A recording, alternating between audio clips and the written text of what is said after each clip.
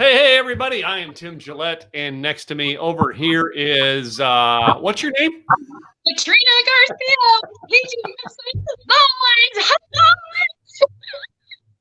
We are back. All right. This is what, episode 4 of our weekly series. All right. The now famous Garcia Gillette business hour. Do we want to call it business hour? I don't know. For us, it's business. Sort of. And we also talk about personal stuff and what's going on the news. I mean, we've kind of got it synced down to something in the news, something that interests us, something that's going on right now in business. So it's kind of a combination of everything. So, and if you noticed, all right, Katrina's a little upright in her box today. That would be why, Katrina? Oh, fun times. Remember last week we talked about losing data. Well, this week, today, we lost power. So I am on my phone because we have no electricity right now in our area. So woohoo, universe, thanks for that. I hope your battery makes it through the hour. I know. I'm going to be screwed. So we'll try our best. I do have a backup. I was going to say, you have the backup. I was going to say the other thing is have you thought about going to the car and plugging it in and sitting in the car and doing? I've done that. I've done that. I have a backup battery that's solar, so it's ready to go. Oh, I'm saying it's ready to go. Well, here in Texas today, the solar one wouldn't work because it's pouring rain outside. Oh, fun! Yeah, fun times. Yeah. So this is what we're going to do. All right, because of what you're going through, our first topic today is going to be The Matrix. Yes. So here's the deal. My husband and I were watching a very interesting show that was talking about The Matrix, and not necessarily saying that it happens just in that respect, but talking about how there are certain things that glitch in our life that sometimes we have to think, is that the Matrix? And now that we've seen the show and so forth, so today was perfect for that because I've had at least 2 glitches, and a lot of other people have had glitches along the way, I'm sure, when it comes to the internet, when it comes to your business. I mean, let's hear, what kind of glitches do you deal with? And is that the Matrix? Are we, I don't know. I know this is going to be really far out, but if you really thought about the Matrix and you thought maybe, are we really living the real life? Are we reality? Are we not? Are we, it kind of would explain some of our politics. Do we really want to go into politics in the Matrix, Katrina? I'm just saying it would kind of explain it and go, oh, it was a dream. Okay, I get it. No. Wait a minute. No. We can do this. We can do this on politics and the Matrix. All right. And we could play a game with this all day long, and we can hit both sides. No matter which side you're on, we can hit both sides with it. Trust me. All right. Absolutely. Yeah. We can. It was just a nightmare. Well, I mean, the Matrix of all movies, all right, that we think that could be reality, the Matrix. All right. Or if we switch to politics, it could be Idiocracy. True. Very true. Or Idiocracy. There's all kinds of things you can say. But I mean, I think personally, I'd feel better if it was the Matrix, because then I can say, oh, that was just a dream. It wasn't real. This is reality. This wasn't. Or it was. Yeah, it's not real. I'm only imagining this. I will wake up from this dream someday. Yes, one day I will wake up and all will be right with the world. No. So how many glitches, all right? I know the past couple of weeks, though, you've had a lot of glitches, all right? Just, between, an internet business having glitches, it's headache. How many have you had now? Have you counted them? I've had about 3 glitches, I think, in the past week. And I don't know if that, a lot of people might say it's retrograde, it's Mercury in retrograde, or whatever the case may be, that affects electronics, which that would be the case. But Personally, I don't know. I don't know what's going on. But we had this discussion where I truly think things are starting to go on with the internet. I can't explain it. And I said last week, I'm still trying to figure it out. But there's a lot of stuff in regards to things going down, things not working, people having glitches, people having issues. So it kind of brought me to the mindset of, I wonder if it's the Matrix at work. Well, I'm going to put a different theory to this now, Katrina. And forgive me for those people who hate this guy. I'm going to mention it because how I heard this years ago. And it was long before Trump was ever president. I heard him speak, and he talked about this idea that if you actually retire, he had a friend who retired and then tried to come back, and it was just so hard after being relaxed to come back and try to build a business again. He couldn't do it. We as a world, all right, took a year where we basically, let's lounge around and sit in front of the TV. Now our world has to go, oh my gosh, we have to make that comeback. Just like, Donald said about his friend. We're having to make that comeback. And a lot of us are like, oh man, that means I got to work now. Oh God. Oh, wait a minute. Oh, I forgot what it was like to work. You mean I can't sit on my couch and just get a check now? Yep. And there's a lot of people out there that really needed this money. I'm not saying that not everybody is not working. There's still a lot of people out there trying to do what they can. But the interesting thing is, and I read this article as well, is that now we're in a paradigm shift where instead of it being the employers having the power of who they hire, now the employees have the power of who they want to work for, because we've changed the dynamic where you don't have to be in an office anymore. So because of that, now I think a lot of people, in fact, in April, I think it was 5.4 million people quit their jobs because they were given a choice by their employers. Do you want to come back to the office? And if you do, you have to be vaccinated. So they said no. Or some said, I don't want to go back to the office at all. Or a lot of people they started training themselves because there were a lot of opportunities out there. And now they're realizing they can get more money doing something totally different and liking it so much more than they did in their current position. So it's a huge advantage for employees now than employers. And as we know, it's very hard for employers to find employees. And it's a big issue right now. Yeah, it is. And the truth is, you and I have been self-employed, quite a bit in our lives. And we have always known that, you know what I mean? If you set yourself up right, and this is a business lesson right here. If you set yourself up right, you always can choose who you want to work for. Yep. The problem is we don't set ourselves up right in this world. What we do is, I got a job making $100,000 a year, so I'm going to get me a new Mercedes. I've got me new furniture. I'm upgrading the house. And before you know it, you're living a $200,000 lifestyle on a $100,000 budget, and you're broke again. But if you'd instead went, okay, well, great, I got a raise from $50,000 to $100,000. Let me continue to live on the $50,000 income and invest that money. You will be in the driver's seat for a long time if you would have done that. And the truth is, now people are starting to wake up and go, wait a minute, I can be in the driver's seat. You and I knew that all along. No. Well, the interesting thing is a lot of times when I told people that I was going to quit my job and start my own business, they looked at me with this physical, like, why? You've got insurance here. You've got this. Why would you leave?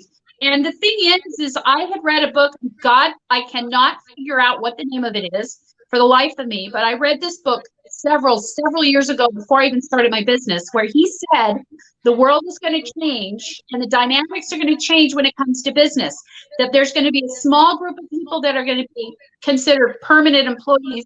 Everyone else are going to be contractors or vendors. And it makes sense if you think about it, because the employer doesn't have to pay out a lot of expenses, and a lot of the employees, then it's up to them to manage their expenses and so forth. And they have more power because now they can work the hours they want. As long as they get the work done, what does it matter if they're working 8 to 5 or 2 to 3. It doesn't matter. If they're quick getting their job done and get it done, that's all that matters. Yeah. So yeah, earlier this week, one of the interviewees I had on my podcast was this girl Lisa, who was talking about one of the reasons why she quit her world in banking and went to work, all right, outside of the job, was she realized her best operating hours were like 6 a.m. to 2 p.m. And they had her working from 9 to 5. So they weren't getting the best her. No. So most people, all right, when they find out that optimal and then can find the jobs that work in the optimal, they'll become an optimal employee. I agree. And you become an optimal business. The bottom line is so many of us have operational hours for our business. All right. If I'm a store, I have to have, if I'm a retail store and I want people to come in and buy stuff, I have to be open on times where people can buy. I don't care if my optimal time is between 1 a.m. and 4 a.m. Nobody's out shopping between 1 a.m. and 4 a.m. No. It's not going to be a successful business. So, I mean, there's a catch between the two, and that goes into this matrix thing of, right, hey, sooner or later, we got to wake up from the matrix and realize I control, all right, but I still have to service the customer. Yeah, I agree. And as we've seen, there's a lot of brick and mortar that are no longer brick and mortar. They've gone to online. Because of the COVID, they realized that they could get more money and do much better and have more in their pocket and less going out if they do it online. Because as we know, a lot of us are now going online, whether that be Amazon or other pieces. We're ordering things online more because of the whole COVID thing. Even if you go to the shopping malls now that are open, there's still not that many people there for the most part. And if they are, they're not buying things. They're just out and about. Yeah, exactly. So, and it's weird the way the world has turned, but you can learn to adapt. I still love, I'm watching that movie Moneyball over and over again. Adapt or die. You're either going to adapt to the new systems. All right. And those people who are always willing to adapt are the ones who are always going to be successful. It's the ones that go, no, I want it my way. Sooner or later, your way is not going to work. Doesn't work. Well, and that's what I think that as entrepreneurs, we have such an advantage over a lot of the people that were going through this as employees, because we're used to being flexible. We're used to going with the flow. I mean, you see this right now. I'm going with the flow. I have no electricity, so I went with the flow. Most people would be panicking, going, oh my God, I'm not going to be able to go on. I can't do this, and I don't have I went with the flow. We learn as entrepreneurs that we have to shift and we have to maneuver. We have to do whatever it takes to go from point A to point B and get things taken care of and done. So I think this COVID didn't really affect us as much as it affected the employees. And I think now they're realizing that, wait a minute, entrepreneurs kind of have a good idea. They get to make their own hours. They get to make their own money. They get to, granted, we have a lot of hats to wear, but it's our choices. It's not based on what our boss is going to tell us what we can and can't do. It's up to us. And that's what I like, because I'm a control person. So I like to have that control. Judy Fritz, hashtag adapt or die. Thanks, Judy. Hi, Judy. But yeah, it's so interesting. Well, I want to move on to our next. Our next. I'm sorry. Oh yeah, we're talking over you because I can bear. Katrina's is she's a little delayed sometimes because of her connection. So forgive us if today's show seems like we're trying to talk over each other. We're not. I need to talk right now, Tim. Women need to talk. Yeah, I've learned with all the women in my life, women are right. Yep, whatever. Yeah, whatever. Well, my husband's favorite two words is yes, dear. Yes, dear. Whatever you say, dear. Yes, dear. Exactly. Well, I'm going to move on to our next subject that we have on the docket here for today. And it's a two-part subject because it's what's going on in the world that we're going to talk about.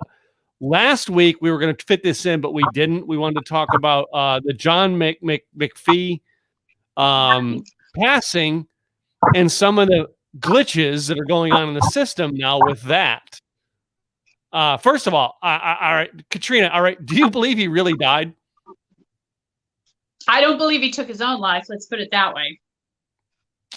I mean, and just like the other guy. We're not calling out names, and I won't point fingers, Hillary. And then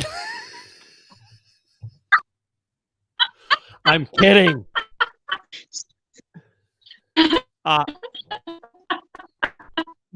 truthfully, it the idea I looked at that was, I mean, and that's only one of the news stories I want to talk about, was it just looked too mysterious. Like, okay, yeah, he's about to be extradited, come back to the United States for charges or whatever, and all of a sudden he dies in his cell. And that comes along with that Epstein thing. He didn't kill himself. All right, what is your thoughts though? But when you hear things like people are on suicide watch in prison, and then all of a sudden they commit suicide. Yeah. I want your thoughts on it, and then I'm going to tell you something I know. So I think it's definitely a conspiracy theory. I mean, if you think about it, both of these guys had a lot of information that if it got out, there would be a lot of very high up people that it would affect. And it kind of tells us how, I mean, personally for me, it kind of tells us if you're in a position of that high of power, that even though we're a democracy, and I believe in that democracy, I really do, because we have to, but we just have to. And I believe in that. But part of that too is that you've got that much power. And if that's the case, and you can see how that power can affect people that are going to be coming out to be on the stand and be in court, it kind of, you start to think to yourself, okay, suicide, each of them when they're going to court and they're being indicted and now they're going to come up in front of the judge, kind of makes you wonder. Yeah. Here's what I did learn though. My brother Jim spent time in jail, and they had him on suicide watch. And he shared with us that the guards who were watching him told him how to just end his life. They kept telling him, just do this, and this is how you can get it. Yeah. These are the guards that are there to protect you from committing suicide, and they're telling the prisoner, hey, do this. Wow. I mean, really, it's over. And I'm like, does that go on in every prison, or did that just go on in the prison my brother was in? No idea. I mean, it's kind of like if you think about the old movie Cool Hand Luke. I mean, I think if we go back to that model, instead of just sitting in a jail cell, put them out there and start working and so forth, especially if they're not really high, I don't know, runners or whatever the case may be. But I mean, if you put that adage back in there, look at all the things we'd get done, and we can utilize that environment and so that they're out there doing things that not a lot of other people want to do, like picking up the trash, fixing this, whatever the case may be. But right now, it seems like our jails are more about profit than even helping or doing anything. It's just profit. How much money can we make on the next guy who comes in, or girl? How much money? And it seems like it's a for-profit thing. So as long as it is, I don't think it's really going to improve until it becomes non-profit and it becomes something that is more of a, I don't know. It's a hard one to talk about because I've never been in jail personally. Don't plan on ever going. I'm not planning on going. Yeah. I can't really judge. So I can only go based on people like yourself that have been there and they tell me about it. But I mean, like you said, every jail may be different. It's hard to say what this one may do as opposed to that one. I don't know. But the other thing I wanted to say then on McAfee is, and I've seen this too with not only like the Epstein thing, but I'm trying to think of it as there was another case I was thinking of where I thought about this, stuff get leaked later on. So in the McAfee case, do you think that stuff's going to come out later on to go, okay, this is what he really knew? All right. Or do you think our system has got it down to, okay, we know how to squash all this? I really do. Personally, I really believe there's secrets this guy had and knew. Oh, well, and then there was also my husband and I read an article too, and I don't know if this is real or not, but the condo that was in Florida that collapsed, and I really feel for all those people and pray for them. But the condo that collapsed, supposedly there is a conspiracy theory going out there that McAfee had a condo there with some kind of a hard drive, and they're trying to say, did it happen because of that and the hard drive so I don't know if it's been proven. It's just kind of one of those out there, but I mean, at this point, with everything going on, I mean, it's almost the more outrageous, the more believable it is. Does that make sense? Yeah, because true that. I mean, I heard that it was like his son has the condo there, and that's where it was hidden. But seriously, if that is the case, can you be more obvious trying to hide something? Really? I know. It's like, really? You have to bring everybody down just because I mean, you couldn't just have one fire or something, and then they get it out. And, oh, look, this drive, it's all oh well. I just it just makes you kind of wonder. And it used to be when I was very young, I really believed in the government. I really believed in everything they told us. And as I've gotten older, I shouldn't say we, but as I've gotten older, I've noticed that things are starting to change, and you have to take some things like a grain of salt or do your homework and see if you can find out as much as possible to see whether this is the truth or whether it's not. And the thing is we're all being fed through the internet and the newscasts and so on and so forth. So even like the Matrix, is that really the reality, or are they just telling us what they want us to know to make us look over here as opposed to over here? Yeah, magician's assistant's job is to distract you while the real trick is going on. Exactly. So it kind of makes you wonder. And I know there's a lot of conspiracy theories out there, but it's like, I'm a girl that I want to see the proof. I want to see as much data as possible. And if it all adds up, okay, then maybe I'll believe it. But if it's not adding up and it doesn't make a lot of sense, then I'll just say, I don't know, guys, because of this, this, and this. I'm a logical kind of gal. So I want to find out all the facts first before I say, okay, this is real. Well, a lot of my right-wing friends who all are making the joke on this, like, you know what I mean? What's the difference between a conspiracy theory and the truth? And they're saying, about 8 months. Yeah. I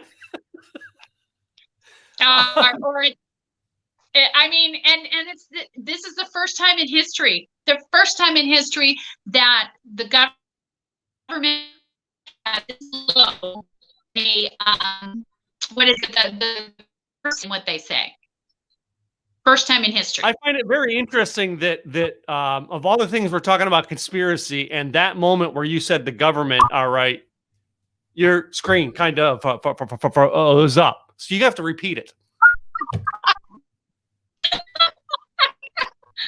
I'm just saying that this is the first time in history that the government has been the lowest percentage in regards to the people believing in what they say. First time in history. Yeah, it is. So. But the second thing is, and I wanted to bring it up because of the fact of when I talked about the suicide watch, and if it was just the area where it was. My brother was in jail in Pennsylvania. All right. And he was in, I think, Monroe County, Pennsylvania.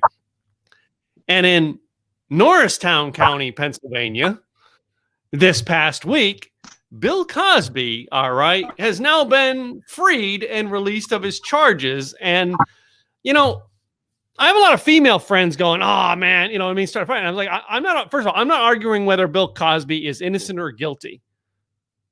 I am arguing over the fact that we don't mess with the court systems. The court systems are there for a reason.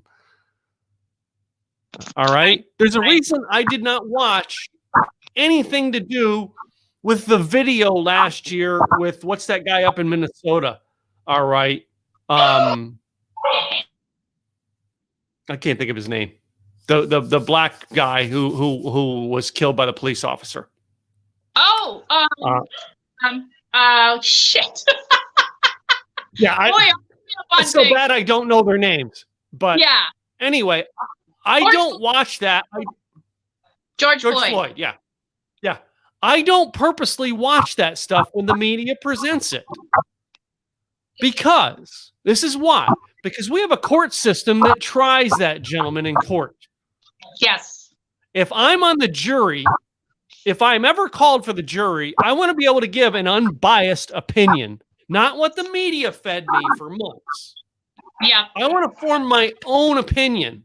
And our media today is not sharing the information for me to form my opinion. It's trying to give me my opinion. All right. And now the Cosby case, perfect example of this, a case that was tried with the media. All right. And people just jumping on board going, hey, man, yeah, because I've got a vendetta now because of something he wronged me for. And they pushed the agenda through the courts.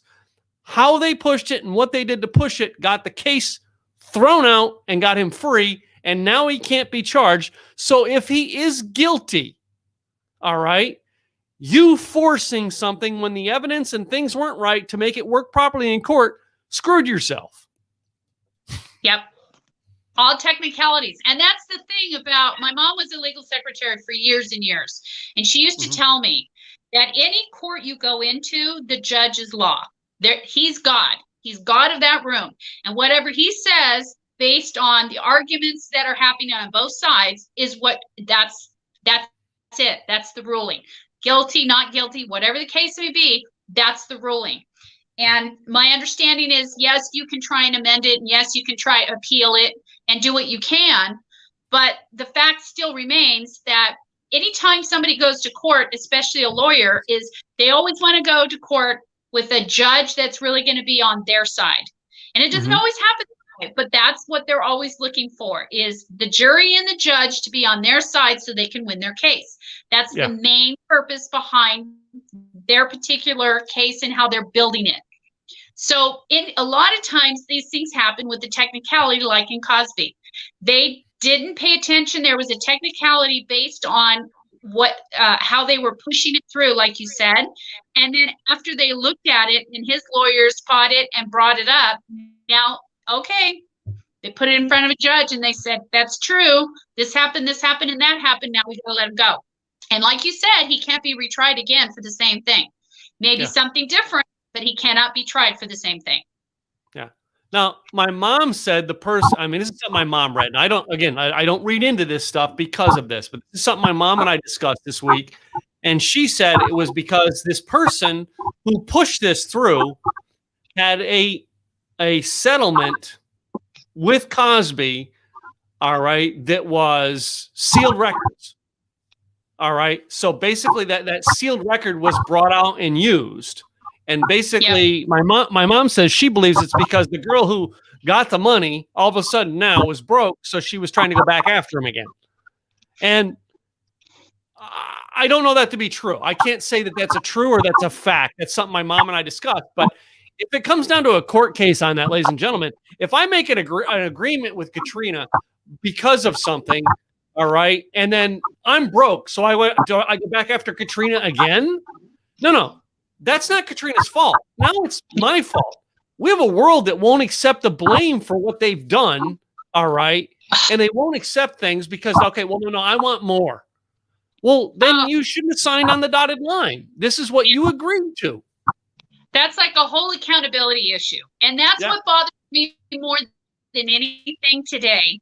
And not everybody does it, but it's always, I didn't do it. Tim did it. I didn't do it. He did it. No, it wasn't my fault. He did this and he did that. So nobody, including our government, has taken accountability. Nobody. Yeah. And it's difficult when you're dealing with people and they don't take accountability, because here's the thing. Only the brave ones and only the smart ones take accountability, because they know when they do, now they're transparent and more people trust them. And now people will follow them no matter what, because they have gained their trust. The more you say, no, I didn't do it, no, I didn't, that's how we've lost the trust, is because it's, well, yeah, maybe I did, or maybe I didn't, or no, this didn't happen, no. So we're all guilty of doing one thing or another. The key is we got to take accountability for that. And a lot of us haven't been doing that. And that's what I think is what people want to see now is they want to see the transparency. They're tired of having the wool pulled over their eyes, so to speak, and finger pointing, and they want to hear the truth, but they don't know what that is yet because so many people have not taken accountability or said, oh, look, there's a squirrel over there. Oh, look, there's a cat over there. What things are going on over here? Yeah. So, and that's a whole different issue. Yeah. Accountability, but ladies and gentlemen, got to be transparent in order to be trusted. Just have to be. Well, you know, and Katrina, Gwen and I watch a lot of Law and Order. Like, it's our show we watch a lot. And there was an episode on last night, which I've seen this episode before, where basically this young man was involved in a street fight. It's a voluntary street fight thing, but basically there was something to the fact that he did in the fight that and it eventually killed him. So the guy who was guilty for it, all right, because of technicalities and getting around, all right, they were able to let him off with a lesser sentence, or they got the sentence thrown out because of technicalities. And the brother, all right, and the groups of people involved in this took to the streets that night in a park and started a fight, which killed innocent people. Yeah. So in the show, and again, this is a show, this is not real life, all right, and it's not tar knowledge, not based on really things. But the idea is these people decided to go, you know what? We're going to take justice into our own hands.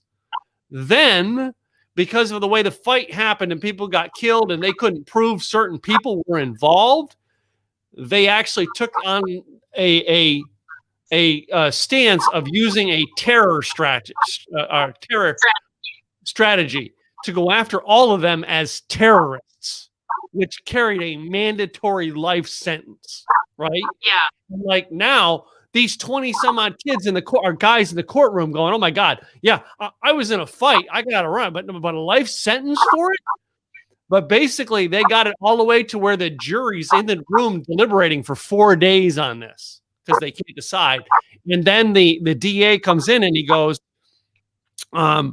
listen, I'm willing to make you guys an offer now.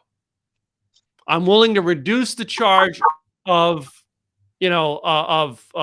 terrorism and put it down to counts of like manslaughter or something like that, to where each one of them had to serve, you know what I mean? Had to serve like 5 to 10 years. And the one kid, the brother who started the whole fighting process, the brother goes, why should I spend 5 years in jail? And the DA goes, well, you've got a choice. You can accept my one-time offer and go to jail for 5 years because you've caused a menace in society, or we can let the jury come out and decide as to whether you get lifetime. Your choice. And you don't but the idea behind it was, the idea behind it was they didn't like the outcome of the justice system, so they took justice in their own hands. And that comes back to what Bill Cosby. Stop taking justice into your own hands. We have a court system for this. And yes, sometimes I like the outcome, sometimes I don't. But if I was the one, if I was the one on trial, I would want a fair trial in court. I don't want my neighbors to go, well, I don't like Tim, so I'm just going to make him guilty and I'm going to make him pay. Anyway. Are you there? Or are you kind of frozen up? I mean, can you hear me? Barely. All right. There you are. You're coming back. Guys. Technicalities. I mean, this is an issue that could be talked about for hours, and it's just one of those things. I mean, just like with George Floyd, we saw what the news was reporting on it. We saw what was going on in regards to the people that were out on the streets and so forth. And the thing is my son found this kid that was actually on the streets and filming the whole thing, and it was like night and day from what there was actually being reported on TV and what was actually happening on the streets. Yeah. And so it was very interesting backdrop on that. And it made you realize that in order to really get to the truth of things, You almost have to be there. And that's the same way with anything. We can't, I mean, it goes back to just the not only the accountability, but we also have to realize that it's very easy for us to judge. Very easy for us to say, oh, he's guilty or she's guilty or whatever the case may be, until we're in their actual shoes and going through what they're going through. I personally feel we don't have the right to judge, but we do it. I'm just as guilty as the next person. But we really have to realize that we have to try our best to not judge on that, because that's kind of like somebody going up and telling, a therapist talking to a woman who's been raped. Well, how do you understand this? Have you been raped before? Well, no, but I'm here to help you. So how do you know what I'm going through?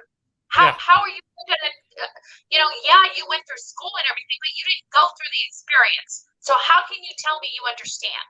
So, and that goes back to, the judge and the courts and anything in general, is that we really can't judge unless we're in that person's shoes and we're going through what they're going through. We can't judge by what we're just seeing. We almost have to delve even deeper. Yeah. So, well, Katrina, we're going to go to our next segment, which is I believe you have a website tip of the week. I do, and it's about pop-ups. And I have a lot of people that are always telling me, I don't want to do a pop-up. I'm not sure I want to do that because it's more annoying and da-da-da-da. But here's the deal, guys. With your website, the whole point is you want to get leads. And that's part of getting those leads is with the pop-up. But the caveat is it's not to sign up for your newsletter. It's not to sign up to get blogs. It's to sign up for a juicy freebie that they can utilize right now and help them with a pain point. That's what it's all about. And when you're providing that and it's true value for them, trust me, they're going to sign up. And then now you've got them on your list, and now you can nurture that list and you can give them more value. Because it's nowadays, it's all about the value you can provide. It's not just about getting that bottom dollar. It's about the value. And a lot of people say, well, I don't want to give the farm away. But here's the deal. A lot of people are doing that because people want value. Are they going to buy from you? Absolutely. Because they're going to see that you provide a service that they necessarily can't do on their own. So now they're going to come back to you and say, all right, I've tried this. You can't do it. I'm going to hire you to do it. Some might, some may. But the point is with pop-ups, it's all about getting those leads and starting to nurture those leads. But you got to get that juicy freebie, because you got to remember, why should they give you their name and email address? What is it that you're going to provide for them to let them give that information to you? So that's my tip. Hopefully you abide by that. That's a great tip this week, because it truly is. I've started to look at some of the pop-ups coming up and go, okay, what is the purpose behind it? Like my main website, it says newsletter. It doesn't have a value to it. It's just sign my newsletter. All of my other opt-in pages are all something specific that I send people to. Yeah. So, and it has to be juicy, and that's the point. And if you can't find something that's juicy, have somebody help you with that in regards to the content and figuring something out. But it's always going to the pain points of your audience. What's really bothering them right now? Why can't they sleep? What's the stress they're going over? Why are they in overwhelm? And how can you help them with those pieces? That's that juicy piece. What we should have created is we should create, if you're having a problem coming up with the juiciness, they should get a consult with both you and I together, and we could probably help them come through it and help them implement it. I agree. I totally agree. We'll set up a page that you guys can go get a consultation with us next week. We're still working this through. I mean, we're getting all kinds of things in the background, and it's all brand new. So trust me, it's going to be real dialed in, and you're going to see the previous ones, and then you're going to see the later ones and go, oh, they've really improved. Yeah. Well, next year you're going to go, oh my gosh, I can't believe it's the same two people on camera. Exactly. We're going to be so polished. I'm just saying. You just got to go up there and do it, folks. So that which goes to the tip I wanted to give this week, Katrina. And that is, I really wanted to tell you guys this week is you got to get started. You're never going to be perfect right out of the gate when you're creating content. I don't care if you're doing a live stream show, you're doing a podcast, you're doing a blog. All right. Any one of those three things, even your social media, you're never going to be perfect out of the gate. Start. The imperfections that you have are what's going to attract your ideal audience, not your perfections, your imperfections. The screw ups that we do as a show, all right, are what's going to actually influence our audience. The fact that we're struggling with this and figuring it out and dealing with our weekly problems to make it happen is what's going to make the show work. That is what's made my other podcast work. After 9 years of doing it, I finally have an ideal system that works. However, every now and then I would get frustrated with it and quit. And then I would come back and have to restart and rebuild, all right, and get through all the screw-ups again until I built the system in. You have to, ladies and gentlemen, get started and be willing to make mistakes. Here's the unique thing about making the mistakes. If one of them is so bad that you can't stand it, you can always hide that episode. You can always hide that blog post. You can always take that live stream back down. You don't have to have it up as a permanent thing. But if you don't get on there and try it, you're never going to know what you're good at. My mentor, one of my mentors and coaches is Frank Kern, and he talked about one of the classes I was taking a couple weeks ago. He said, I don't start with a perfect script. I come out and do classes for free, all right, until after about 3 or 4 times of doing the same class, I kind of perfect the class. Then I record it and offer it as a product.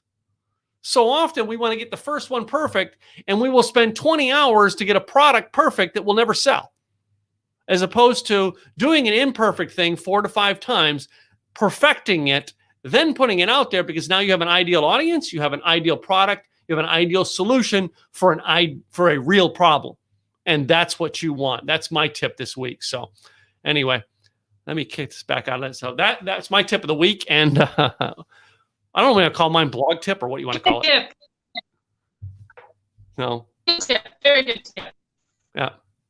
So the next thing I know, I mean, it's 4th of July weekend. Do you have plans this weekend? We do. We're going over to a friend. But here's what drives me nuts about the fireworks is those people that have pets.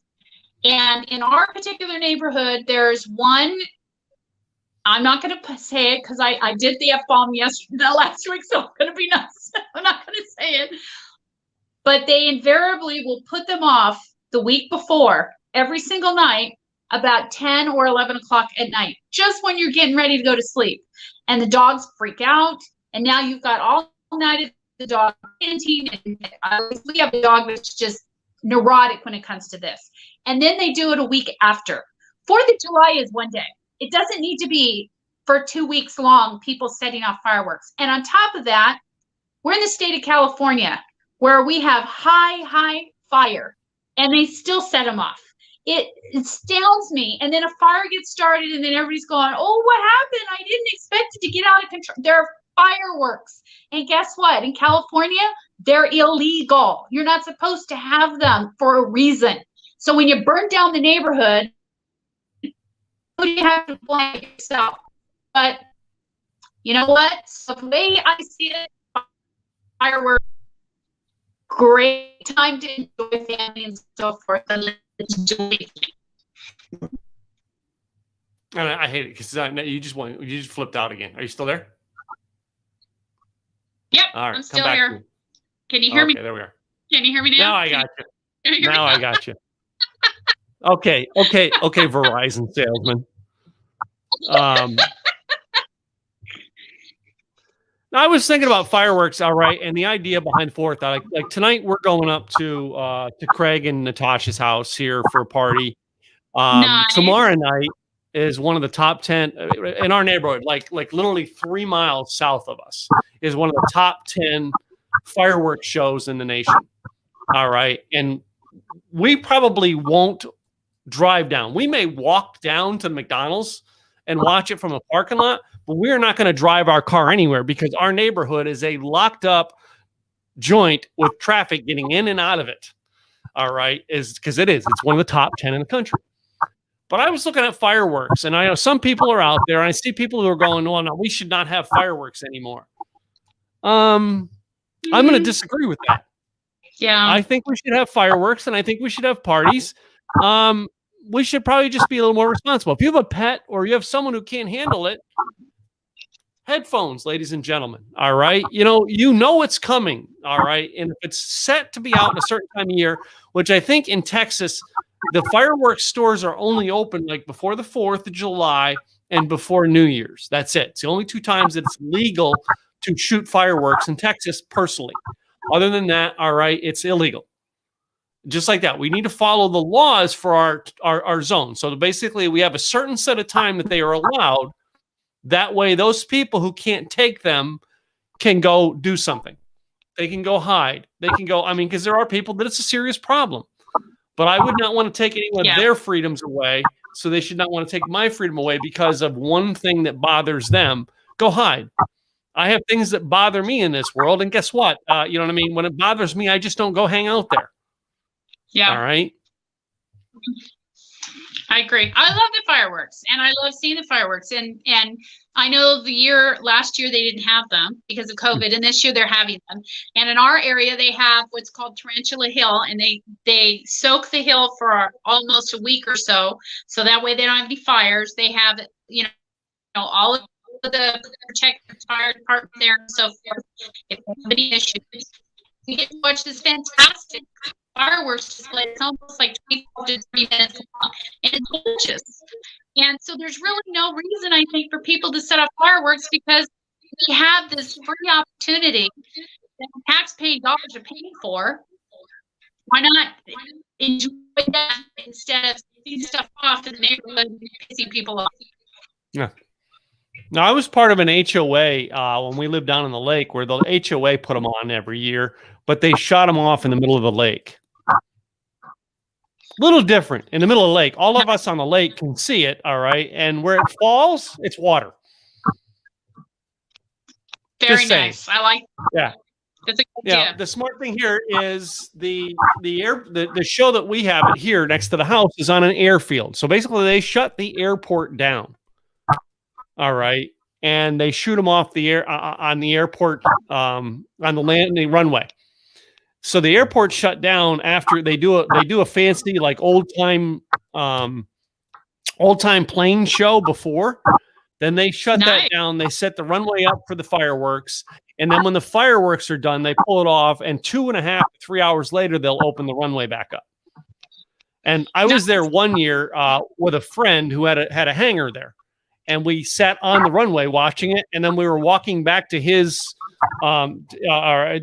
his whatever you want to call hangar. And a guy's pulling his plane out to go out. And like everybody's like, dude, you've got people all around and you're pulling this double prop plane with flopping things around hundreds of people. And the runway's not going to be open for another couple hours. Why are you even trying to pull out, dude? Anyway. Sometimes I don't get it. Sometimes people do things and I just sit there and shake my head and go, I don't get it. I don't know if anybody's not home or what, but I don't get it. Yeah. Well, I really know why he wanted to take his plane out. Can I tell you, Katrina? Yeah. It was these three cute looking blondes he wanted to take up and show him he was a pilot in his plane. Got it. He wanted to impress them. I get it. Yeah. Got it. Always about women, right? It's always about the women. Got to impress. Yep. Got to impress them. Well, see, I just had a podcast, all right, and all I said was, "Hey, Katrina, want to be on my podcast?" And see, it attracted you. Here I am, folks. Here I am. But you know what? Just because he did that, the thing is he also told me we just got to do it, and we just started planning it. Like he said before, you just got to do it. Oh. I know, and I'm determined we're having fun doing this. So, anyway, change the subject, and I just went. Yeah. Well, let's take on our last subject of the day. All right, and this is one that you had picked out for this week on social media. Yeah, this is what I really struggle with, and I'm sure a lot of business owners struggle with too, because we go to seminars and so forth, and we're always told you got to put your stuff out on social media, you got to do your blog, you got to do podcasts, you got to do this, you got to do that, and you got to interact with everybody and so forth. And when you have a minute amount of time in the day, it makes it really difficult to do. And on top of that, you kind of go down this rabbit hole where I'll start looking on social media and I'll see Tim's stuff. And then I start to go down that rabbit hole. And then I'll go over here and see somebody else's stuff and start to go down that rabbit hole. And then before I know it, 4 or 5 hours later, nothing's been done. All I've done is gone down a very deep rabbit hole for nothing. Mm-hmm. It can become a waste of time. Yeah. I mean, social media can become a waste of time. I try to use it efficiently. For instance, right now, I host a virtual event every month, and I'm always looking for speakers, but I always want to get fresh people in, right? I want to build my list of fresh speakers. So I don't have the same people all the time. So I'm always now I'm going into use social media to get people to respond who are speakers, to start interviewing them, to find out who I like and don't like. So last night I posted in a speakers, authors, coaches group that I'm part of and said, hey, I'm looking for speakers about online marketing, all right, to share at my virtual event. If you know somebody or you're interested, please reach out. All right. Now, probably not going to book any of them for this July event. I'm probably going to be August or later, but I'm starting to interview it because that's how I'm using social media. Going, guess what?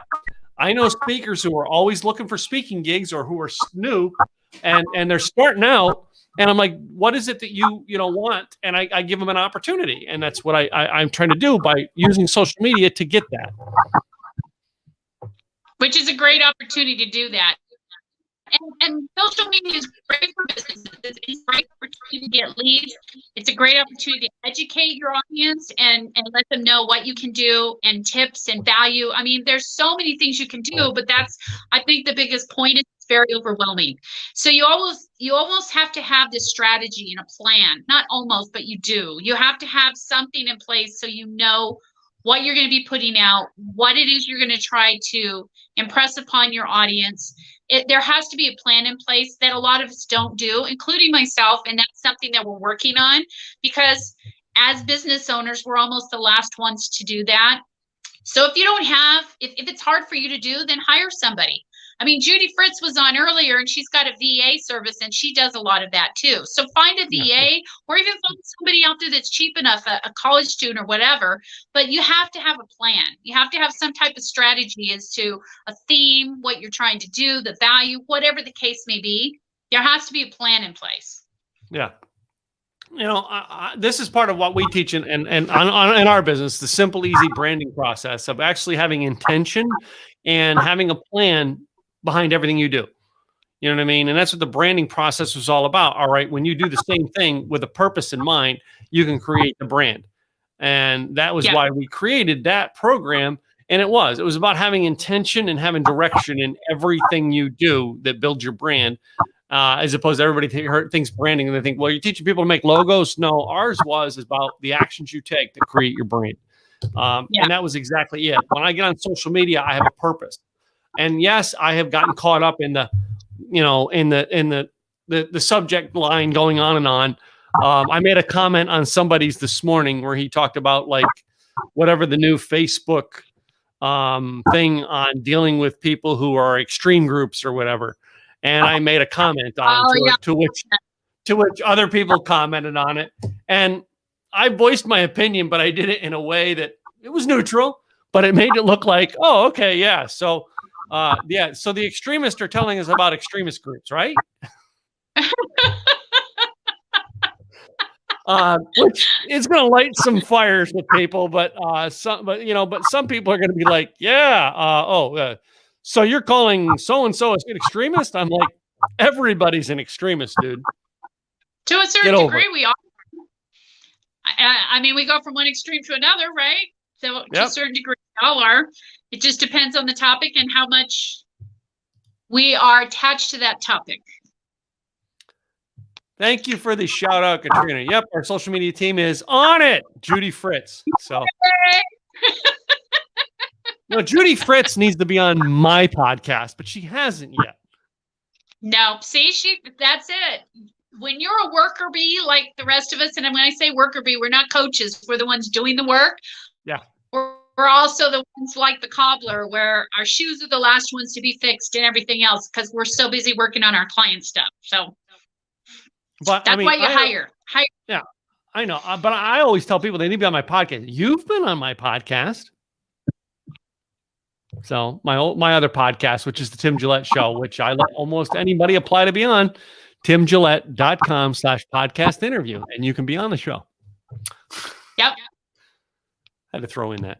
It's a good opportunity, guys, to get leads and so forth. And then you also too, when you're on podcasts, you want to pass it on to your audience as well, because you want to get more people looking at it. You want to get more people out there doing it. So don't just count on like Tim, who is the one who's doing this way. Tim, who's managing all of this, doesn't mean you leave it up to him to do all the advertising. You got to do it too. Just like in speaking gig. I'm sure Tony Caruso will say the same.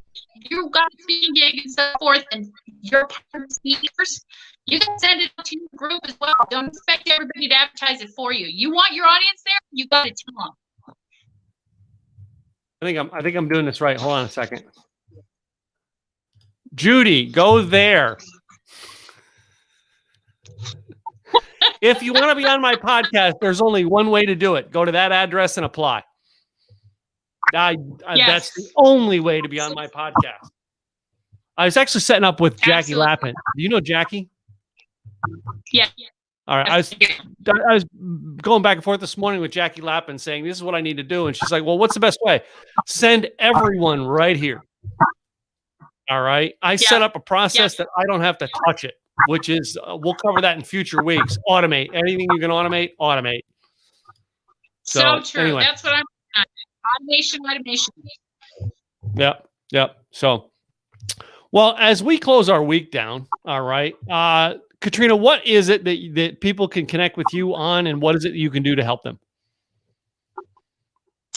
Well, listen, guys. We can help you build your list, grow your business, and make more money via your website. And you can get us at kgwebsitedesigns.com. And the thing is just remember that your website shouldn't be a paperweight online for people to just go to and go, okay, whatever. Give them the value on your website. And Tim, what can they do to get involved with you? And what is it you do? I host an event called Simple Easy Events. Basically, the idea is helping you put a simple, easy path from them not knowing you to them knowing you and buying from you using websites, podcasts, blogs, live stream videos, sales funnels, email list. Our July 10th event is going to be about our July 10th event, which is our next one we have at the recording of this podcast, is about using email to build your business. So, and we do it every month. We help people with online marketing and help them understand the concept of what makes that customer look at your stuff and buy. Not what makes it simple for you to set up. No, what makes it simple and easy for your customer to find it and take action and become a client. Yes. So. Perfect. So you got two resources here, folks. Utilize them. And by next week, we'll actually have something down if you want a consultation with us both. We'll do that up. All right. In the coming weeks, we'll have it. We'll have the podcast up and the audio. So we'll have the address for you guys to actually subscribe there, as well as we'll be building a freebie to give away for those people who want to take it to the next level with both Katrina and I. Because let's face it, we have something very similar that works hand in hand to help you guys. We're working on packages with some other people that we wanted to put together, and we'll someday it still may happen where we do something, get your podcast, get your website, get your blog content all up at one shot. Agree. Yeah. So in the meantime, all right, it's been a fun week. All right. Even though Katrina had to do it by phone, I guess you phoned it in, huh? Yeah.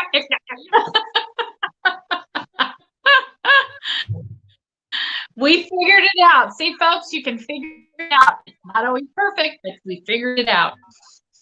Yeah. So, be sure to join us every Friday, noon Central Time. What's that? 10 a.m. your 10 time? a.m. Pacific time. All right. 10 a.m. Pacific time. Yep. We'll be back next week with another episode. All right. Well, we will actually cover the news of the week, the topics of the week, and giving you some tips every week. So come see us next week. I'm Tim Gillette with Simple Easy Marketing. And I'm Katrina Garcia with KG Design. And have a great 4th of July. Have a great 4th of July. We will see you guys next week.